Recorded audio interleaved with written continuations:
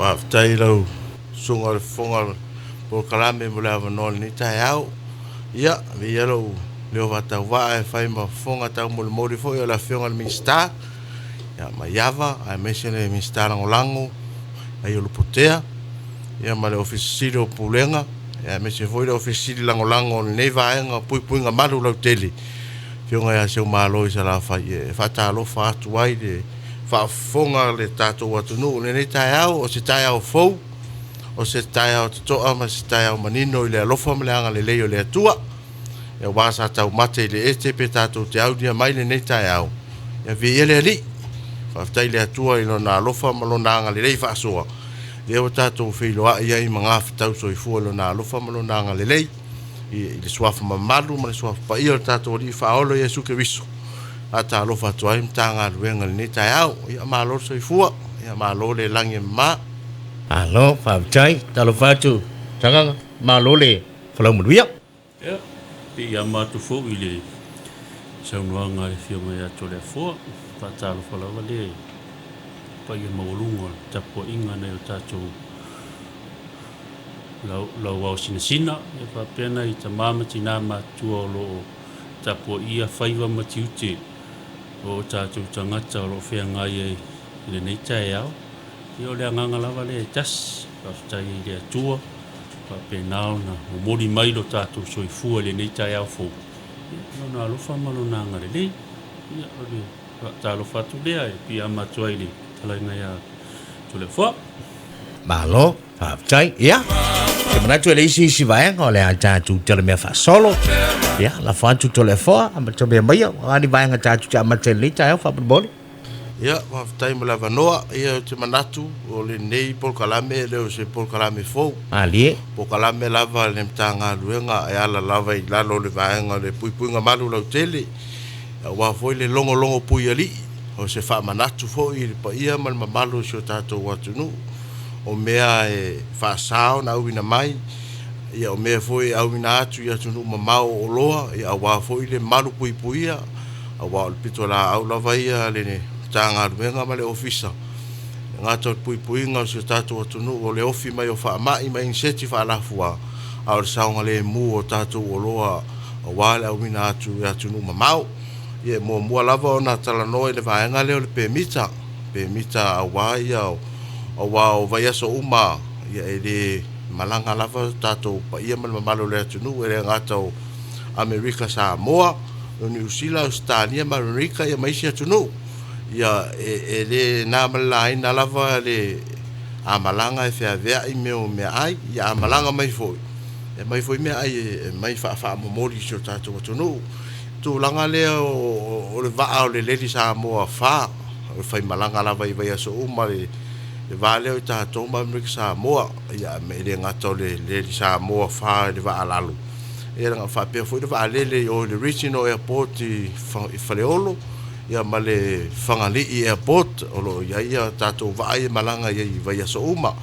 Ia o le tūlanga leo a ano manufasi wa tasi leo o loa e le misi lava vai aso uma. Ia ma aso uma e a pia lava o na a malanga tātou watunu ia a malanga mai foi e o mai mau mai e whai mwha momori e whai maoso foi o tātou a inga lo tāpua ia tu foi whai vai nei sa mo nei. Ia pe lava tūlanga e māsani ai, ia o ano manufasi ai ia. Mai Amerika Samoa, e mana o miere pe mita. Pe mita lea e whaatanga i ona whauru whale mai le ano manufasi tono so tātou tunu. Ia o lunga fo le pe mita, wa ia inga, o ia inga e tauna usta ia. O le pe mita la, e whaatino ina le tātou ofisa i mta autu. Ia te suma ia ngai atu tātou ofisa i mta autu. Tauna e si la fia le tangata o lafo mai ai. Ma le tangata o lo inei, o le exporta, ma le importa, ma ona wha maumaunga. Le se foi tūlanga ua wha mahalusia le nei vai tau.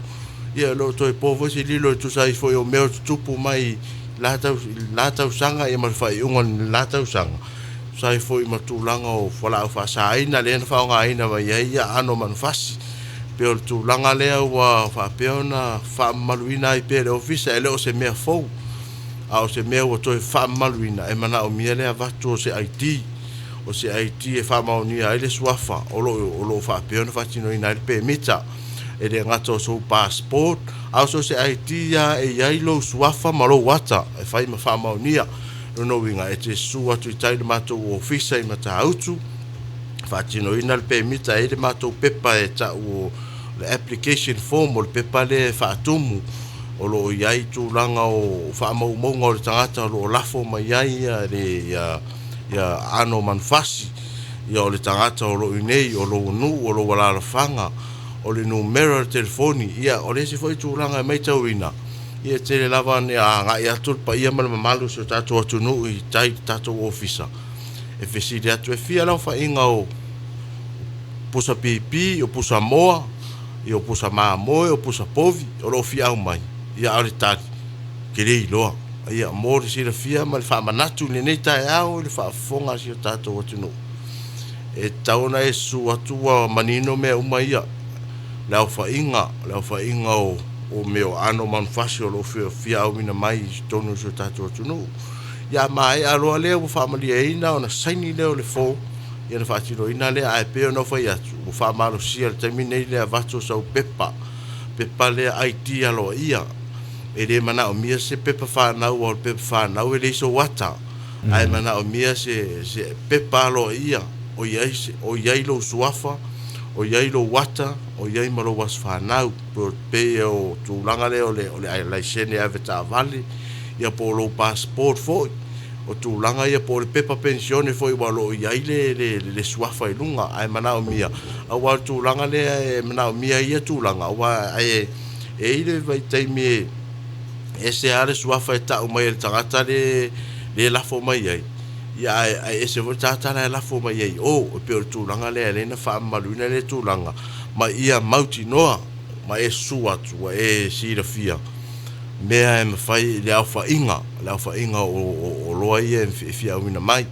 ia a fa mai ai na lo le pe mita ia o tu ina tu le pe mita yo au o le tau le pe mita es futa la tu salava por ale tele se vanga na lava o se tu langa fa pisinisi wa e o tulanga o le permita o lo e fatino ina o se permita moni o lo e mai e fata wina fa business e ona e se le tau se lau iva se fulta la e tasita usanga lo na valley le umi o le permita foi le morsi le fia e tasi le masina le valley o le umi o le permita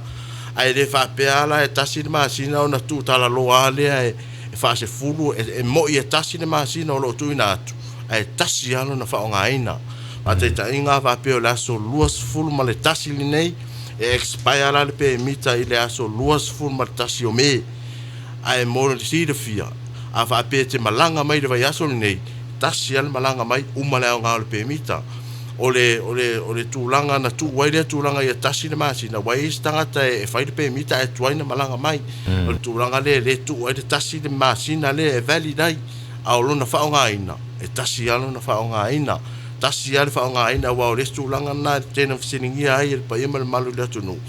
pe o le masina le pe fase fulu wao na malanga e whaonga le permita le tasi le ai mo si le fia a manatu si o tatou tunu le tasi a mo ia tasi le masina le umi o lo tu inatu a o lona whaonga ina e tasi lava ia whamadi e ina o tu inatu lau permita la le te tango lafo i Amerika Samoa tano le a whape eisa i meli na meli lea pe fax e pe pu e le se ata whamanino le i lau telefoni sen le tau a inga i Amerika Samoa o lunga o ai a inga o le permita o lo iaia ele upula you must be certified in the International Animal Health Certificate o le pepa le fatanga le o le health certificate o le pepa le alo ia mai Amerika Samoa mai le office of toanga o le permita fatanga ai o na faulu fale mai le o lo tato tunu a o longo sanga le mu i lona i le tau sami ia mai le sanga le mu le soifo maloloina o pepa le tauna mai mai Amerika Samoa no ina o le permita fatanga mai ai le o loa ia ma le pepa lea mai Amerika Samoa le health certificate o pepa alo ia po tu spasialo ia kilia ina ai lau fa moli pe atu ina mai ia o lesi tu langa o wai e mato te mai tau mina pea te le lava ina fa o ngai si tato tu nu ia kula ai au mai e tatou pusa le faataʻitaʻiga la le pusa pipi ua kalai mai kogo kula ae mo le silafia o le siaki ma le asiasiga e matou te siakiga le packing e lē mafai ona matou iloa le expiry date ma le production date o loa nei pea le au mai le pusa me le fautuaina atu ai paia ma le mamalu o tatou atunuu faafofoga mai nei taeao e lē fautuaina le tulaga e faamanatu ina ia au mai pe le pusa faaogā mai pe le pusa le packing o loo au mai le aga o le packing lea ma le pusa lea o ie e faatinoina ai le asiasiga le alii ma tamaitaʻi o ofisa ona faapea o lea ona faamatuu atu lauoloa ia o le tulaga a faapea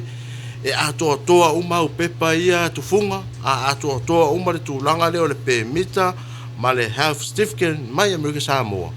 ia ua naʻo le asiasiga lava ia na tuuina atu lea o lauoloa e ave ma faamaliaina oe o le se foi tulaga o le pe ona o taʻua o le quantity o loa ua e le taimi fai lau pemita e 5 ae au mai au pusa ua 2 pe ona fai atu e taʻua le tulaga lea e sala i le ova sala i le mai le pemita e ova ae mai mea mai pagopago o lae laʻititi a o le mea la lea o le sau o le pemita e laʻititi ae sau pago e ova ia pe o le tulaga lenā o e faapea ona faamanatu ia le faamanatu pea e lē o ni mea e fou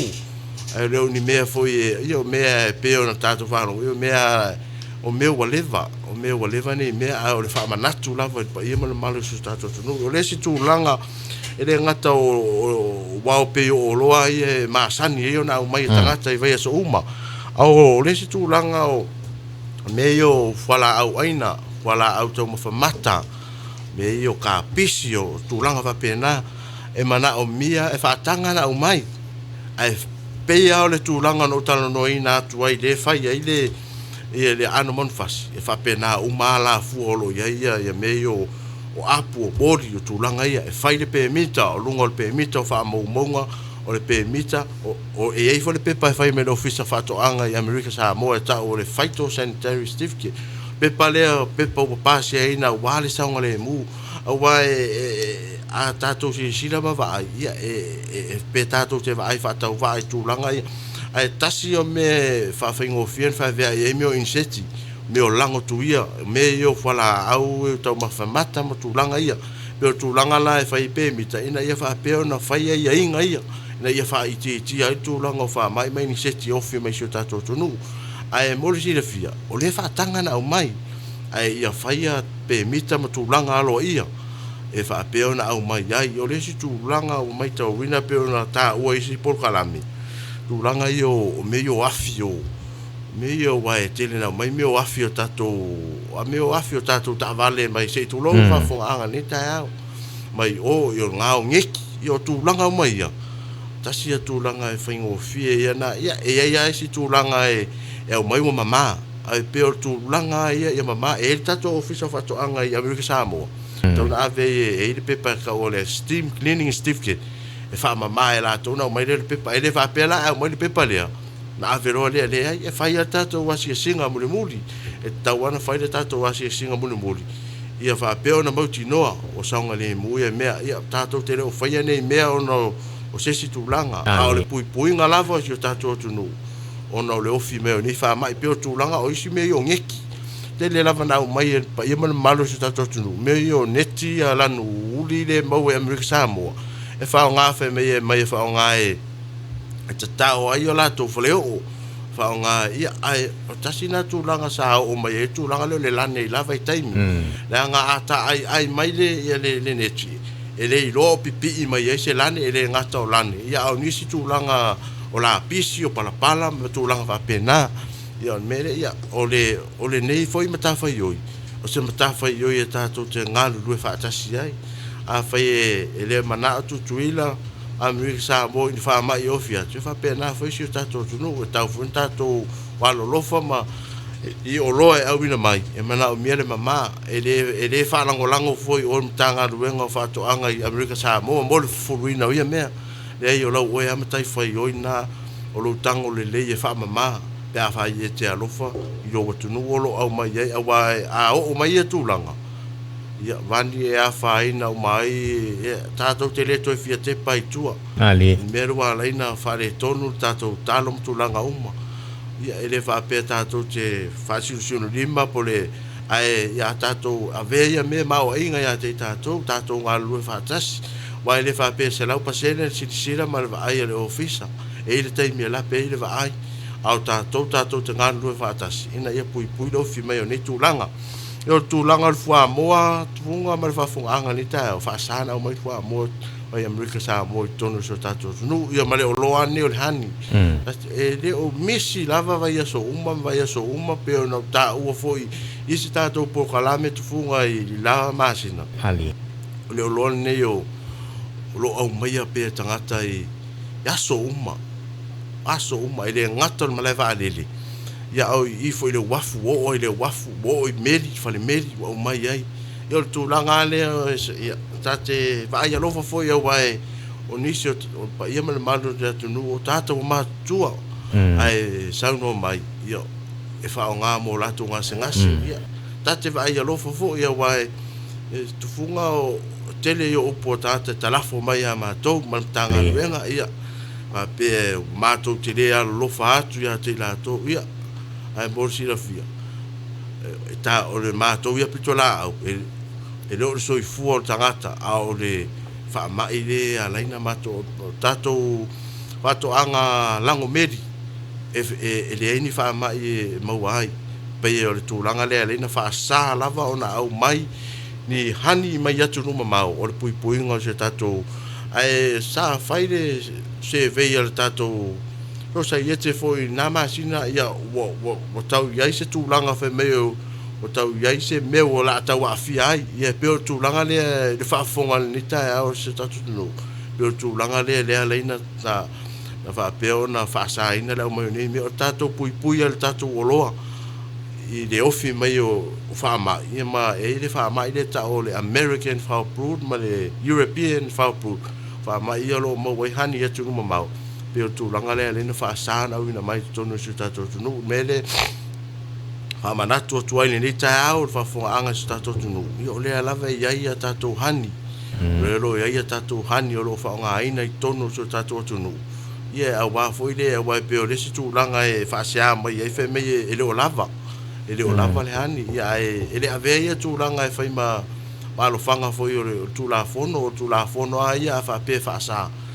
na wina mai o le situ langa o meio motin ma meo fa namu pe lava ona mosira fia na o mea lava o fa tanga na o mai tonu su tato tu ma laise ne ina tonu tato tu no pa o fa namu motin fa na o mai au ai sira fia este longo fia le fa namu mal motin o ma ne stale tato tu no si sila tu o pusa fa namu lo ia ile le po fa sa mo lo ia lapta inga ele fa pe o se meo se fa mai ma tu langa pe na au meo o mana le stala wa tasinam ta fa yo your name ne official name tanga do o le stala ino vaila au ona ne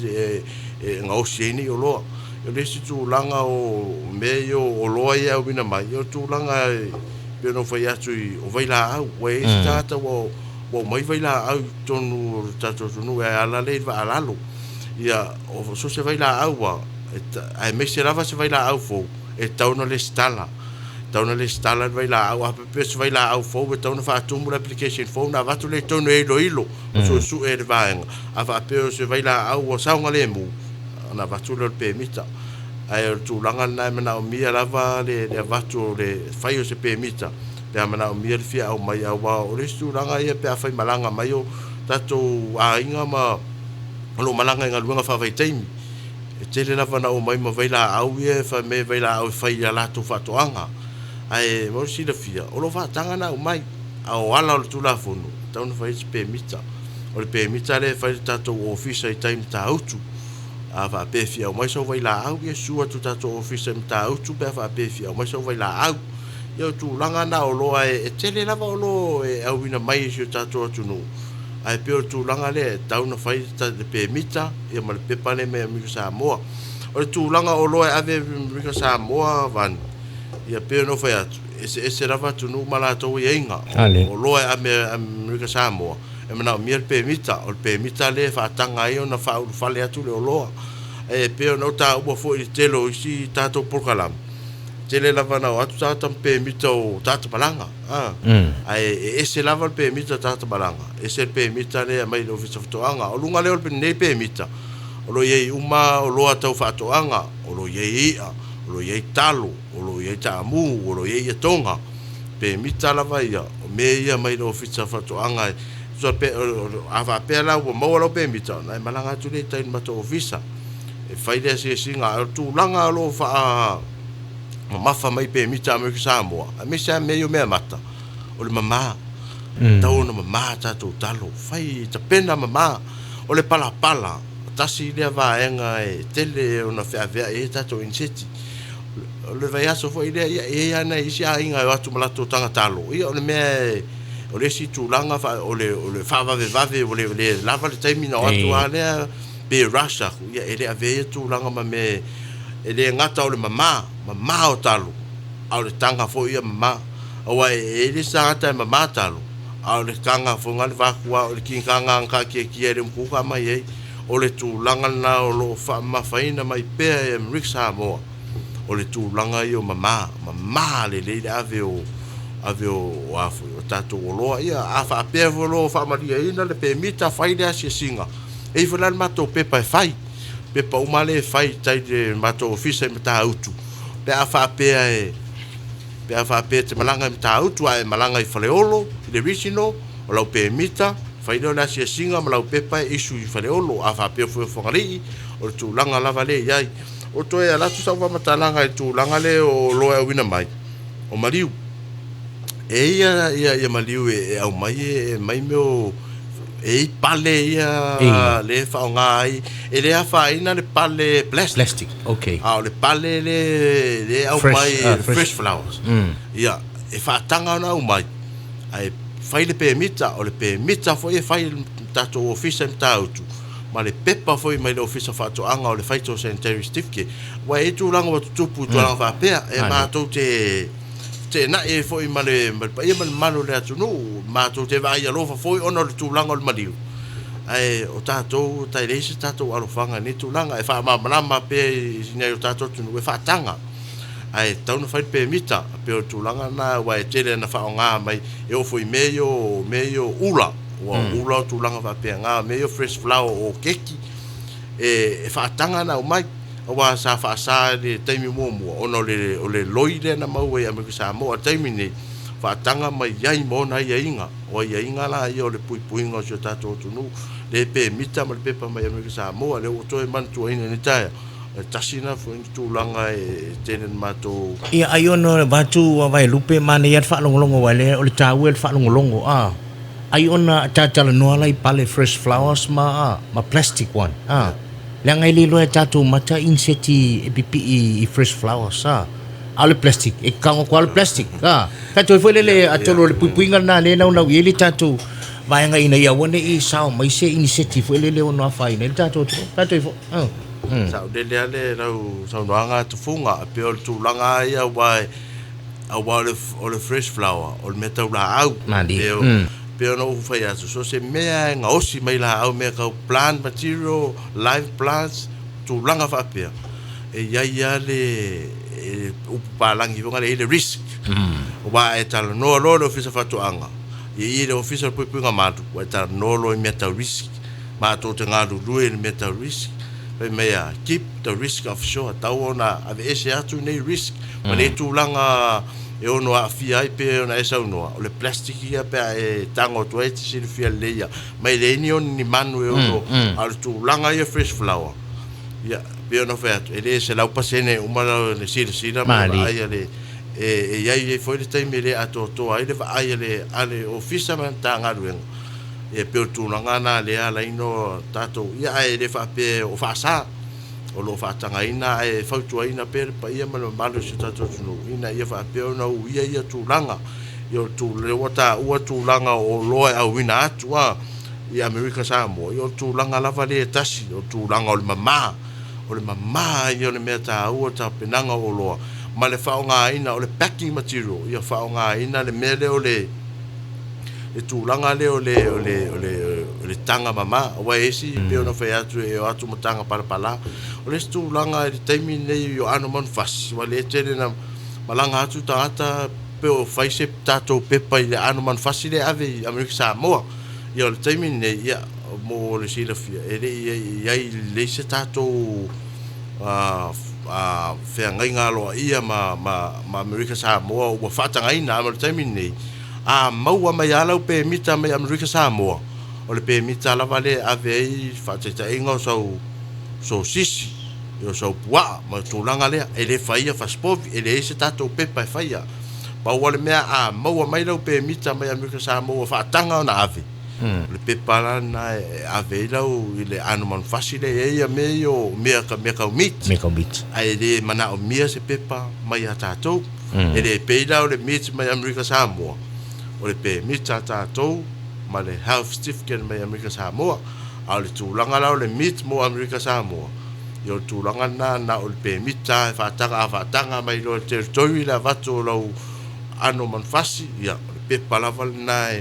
ai le fa pe foi a fatanga mai ona ave ona fa pe le te fatala le tauna ta pena le tu langa na ia ta pena le me uma Amerika Samoa foi ele fa pe o já tu no la fo ta ia foi la tu la fo no va e foi la to malo si anga e fata mai ia pe fa pe na ona fa ia fata nu e ia la pe mita le fatanga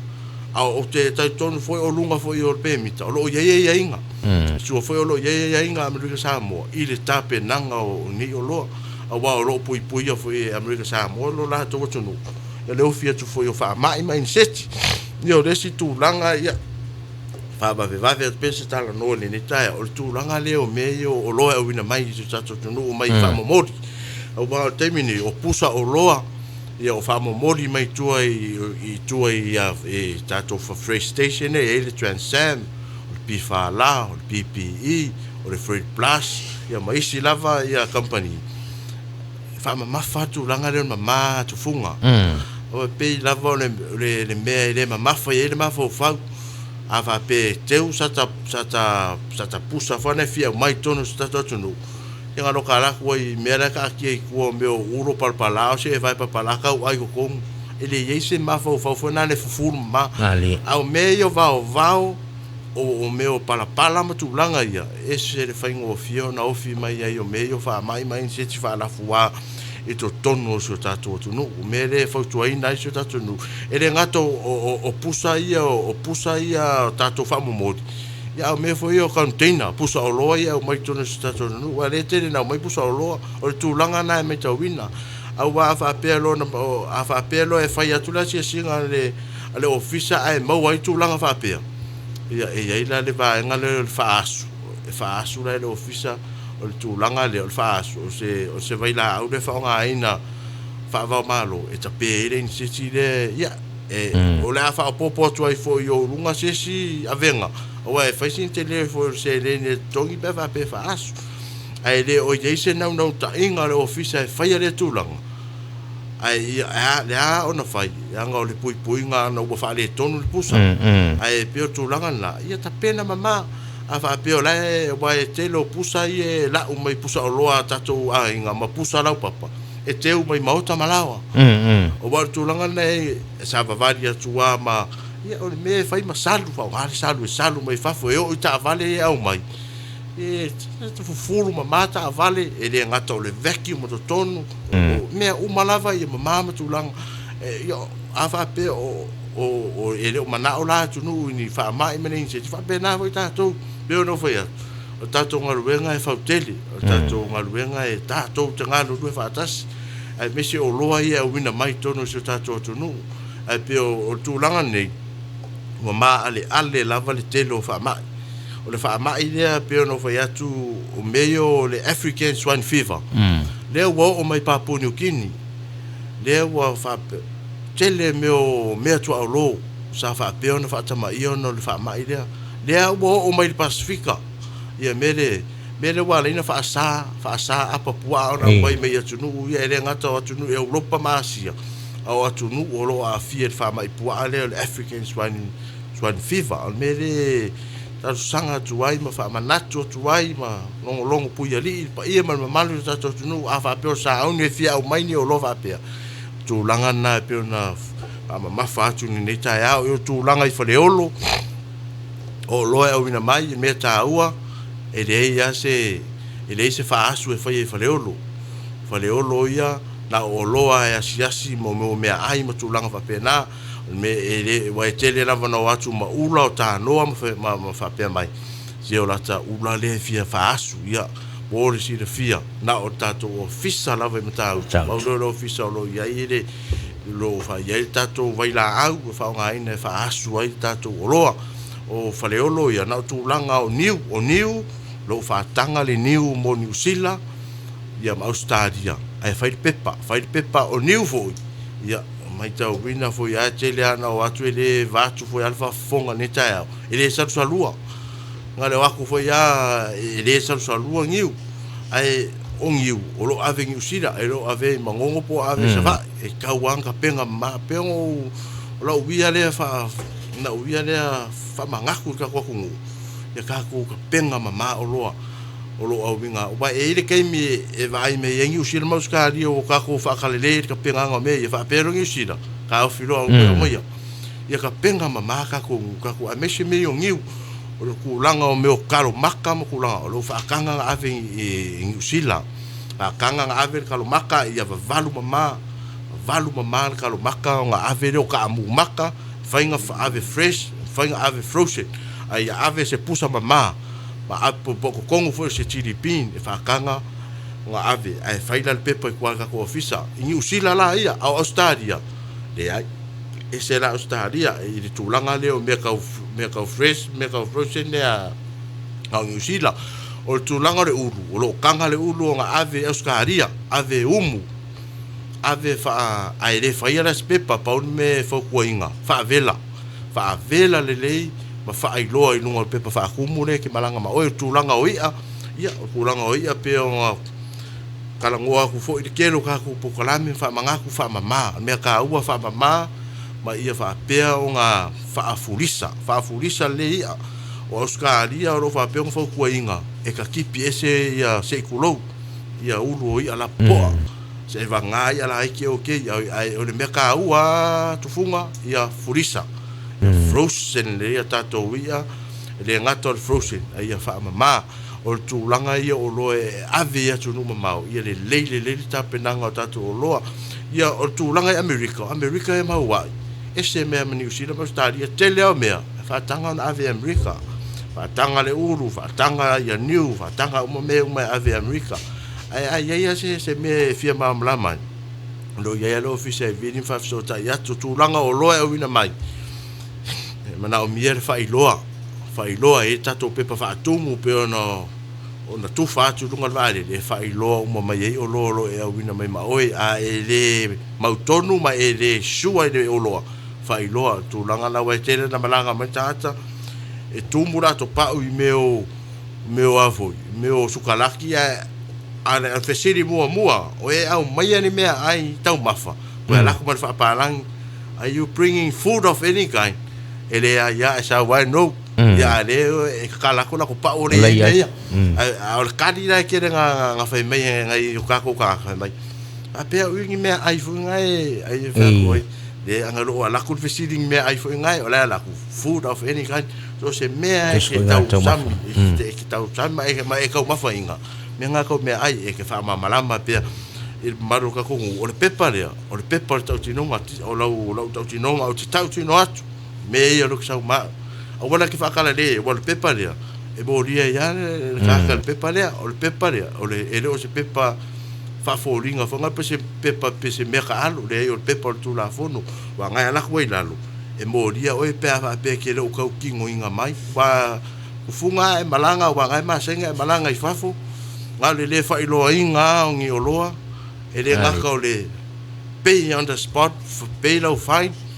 ia ku langa mo pe nga ai e lo ye se nga pe nga o le ofisa man ngem ka nga luenga ia o ke lo se kai mi o manga o ba le liu de kula fongo le am ka nga luenga o le review de kula fongo o ke lo e o ia ku langa lea ai le ia le o ia bo feu foi o kwaringa I fa mangaku e va fa I loa ka ko lo e au nga mai ia ka kongu wa fa ngaka ko vi o le va fia sa o ia fia nga sa nganga ai fa kai mo lo wa ngoa malo saunoa ia Reo le o manino foi na ia vaenga ia au te mana o fetau le ia to le no le usa sanga mal tatu teimi ia ka do ia le uso ia fa malu la vali so no foi de yonga ya to le fo ia paula vale na fia fa pia ma tu la vai so noanga to le fo ia la le tatu loia wina tu mo tutuila e te ofisiringia I tau le pepa suluiva se fulu tala le private o le vaenga le fai pisinisi suluiva tala se lauiva se fulu tala le pei le laisene o lato o loe au ina tuifafo vaenga le fai fa pisinisi le avenga o lato talo I tutuila o le whamanatu le e fa opopo atu le saunoanga ale sunga ya to le fo te mi sola ia manisi lava wa nga ta o malava le fa maina le o tato lo ia talo ta amu o fai me malava fa pena mana mi lava le tapena le o tato lo ia wala wina tu I mo tutuila pauleo nisi va nga le sa fi fai do atu tauna pepa ia ave tato lo tutuila ya no umana fai lo atu fo I le permita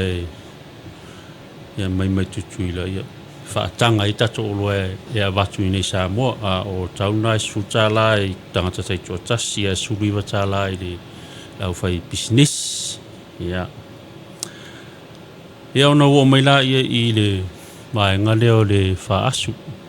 tasu ya o vai ngai tau o le nei fui vai ngam tangar wenga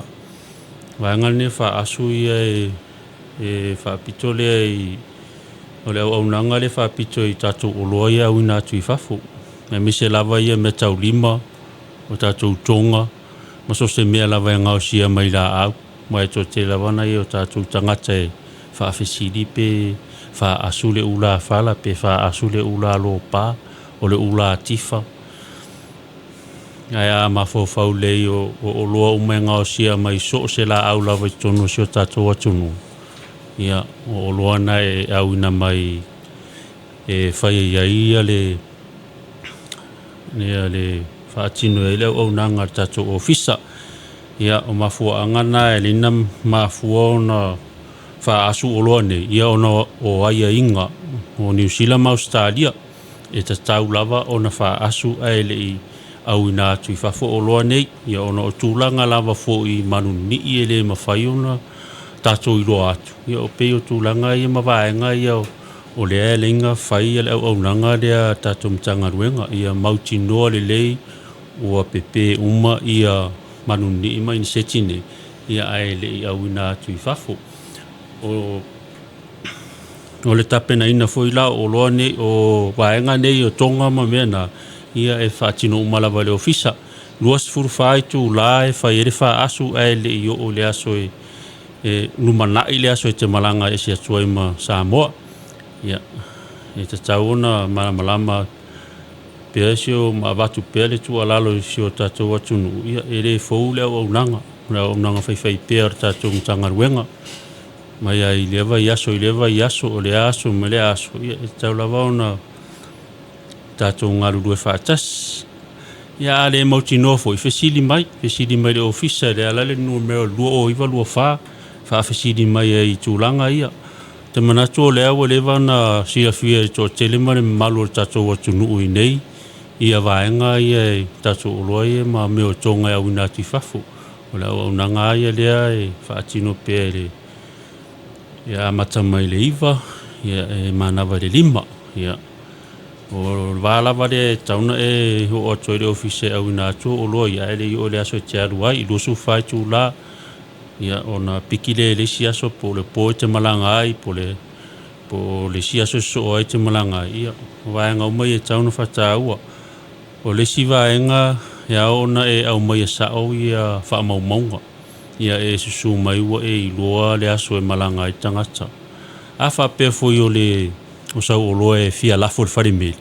Ia lai te le taimi e lusu wha i tū rai wha asu piki le siaso. Aua e te nau e te alatu e te mana o e ai lafo ni le ai. O le au nanga ia mātou ia whapena ona tinei a lei ma wha asu oloa ne ia ai le i whaataunu ina lo mana o mo le lafo ina i fafo. Awa e na whaira i o le pepa matongi te wha asu. Ia alo whapena on sanga le mūlo oloa. Ia o tau o tatou pepa ne e se furuta la le tau o le pepa. Whaatasi e la ma le tau o le wha asu. Te iloa na e sila fia e mamalu lau teli. Ia e whapena ona fua ina lo na mamafa ia ona whatua maua lea o lo na tau. Ia se longa fui la e ma e au na whaatino leo au nanga leo wha asu losu whai tū la. O le sia so soa ia whatua a whapena ona whai o tau o tatou ngaenga ia wha asu. Ia o le si waenga e fia whailoa atu fo i le pa ia malo tatou atunu o lo o whaiana i pisinisi la iti ia o lato o loa ia e ula whala ma me tau lima au ina atu i whafo ia. O lo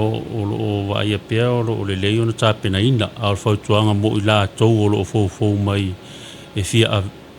whaini o la tau fo ia pisinisi la iti. Ia o le tūlanga na ia tapena le lei ia mai ia pusa le lei pusa umu e pek le lei ai. Komisori pek ia kako uluangi ia wai e o kufo ia kungui fafu ia e vai meoro mama tapenanga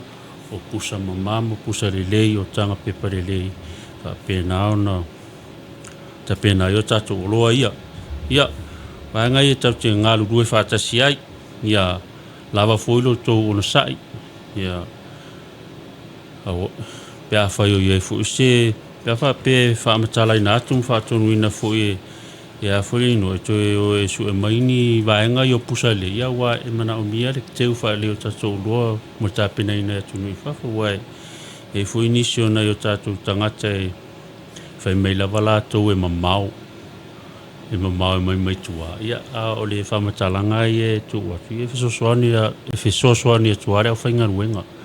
ai po le ala valo nga i mai tunu le office ia o lava ona e tapena o mai mea uma o le amaina o le amainga sa o wha maumaunga o wha matalanga e mai so o iti e wha ilo mai ai o le ngō sa o le tangata e malanga po o oile te malanga po lau passport i o vaenga o mai e ma le aso i te malanga ai vaenga o mai e mo o mia o nei lua e matu ofisa e whai aktua i le fuafuanga ma aso i te tau na wha aso ai e le mawhai ona e sautu u lau me tau lima po lau tonga nei e whatoa avel verse 4 o tūlanga lawa i e lua aso e luasu whai tū la e moe ai piki le si aso ai te ri malanga i le aso e so ai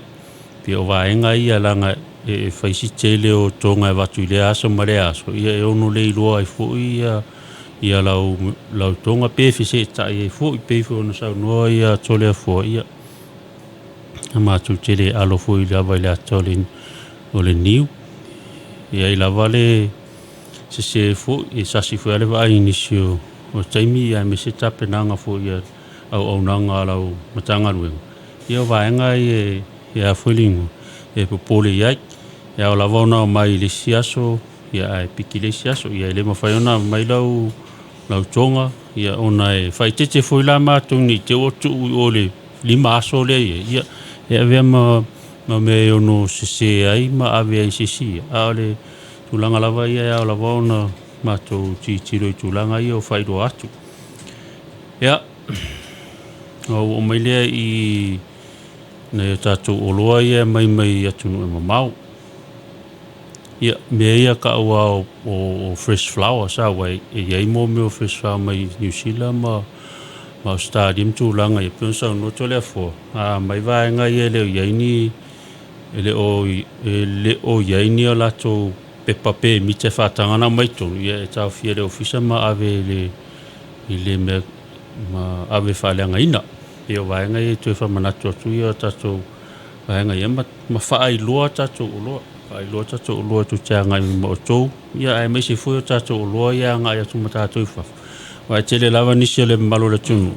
fa pe mai wa ai me se lava ia stadia sini ma Brisbane ma Keynes ia vai ngai fa me o kia ila ko ula fa le ka se lo ka ma ke le fa lo pe a fa no ni se o nai tatou so mo to fa fine ia tunu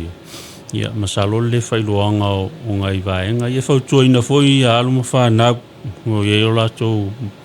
tamama tina ma tu o fe malanga i ia tunu ia New Zealand ma stadio o to tau fa tu mo fo mi ele ia pe fa tuina fa city wife so so ni lava ia tini o le valeli o fa tu muino fo mi ele se tala e vane ia na o se fo tu o fo ia por kalambi yo vai ngai tam chi lo yai wa o vai ngai atu nu ye fa fo yana va ai atu wa le o fai lo ina e kia isa o la pisi tu sala pe pek le le atu ma to mar pe ta sia tala le fai lo ye pe to toni pe ko kongi fo se sala o atu nu ye fa fo ta wa fai te ta to a le fai lo ala o vai ngai te la tu mo ye ave la pisi ma va ngai fa pe fai o se tu pe le tala fenga yo vai ngai te len to ta mai mai le pa ia male malo sa tu inisio time ai fai lo atum so so ni as vai ngai o ngala va no fai lo a cheli le pepare au na mai o le arrival card for declaration ia vai nga ta wa ia